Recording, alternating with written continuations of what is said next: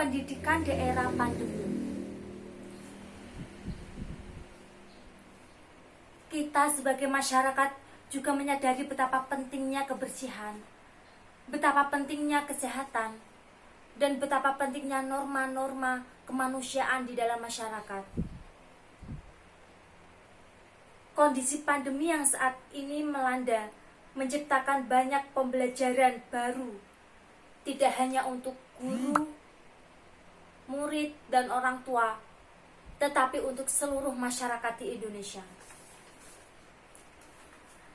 Dalam masa COVID-19 ini merupakan waktu yang baik untuk kita berinovasi dalam hal pendidikan,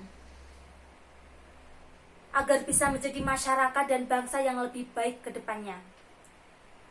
Belajar memang tidak selalu mudah, tapi ini saatnya kita berinovasi, ini saatnya kita bereksperimentasi, dan ini saatnya kita mendengar hati nurani kita dan belajar dari COVID-19 agar menjadi masyarakat dan bangsa yang lebih baik untuk masa depan.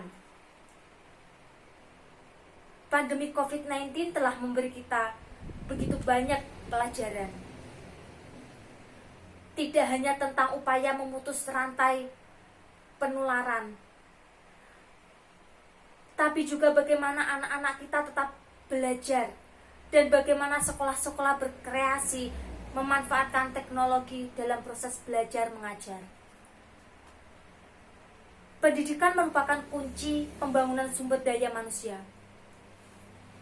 Kualitas sumber daya manusia merupakan kunci terwujudnya Indonesia Emas 2045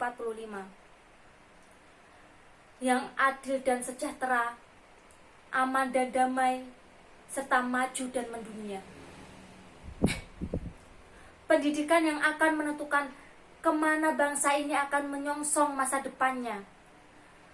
Apakah menjadi bangsa besar yang beradab, cerdas, dan siap beradaptasi dengan perubahan zaman, ataukah menjadi raksasa yang sakit, yang tenggelam dalam berbagai persoalannya sendiri,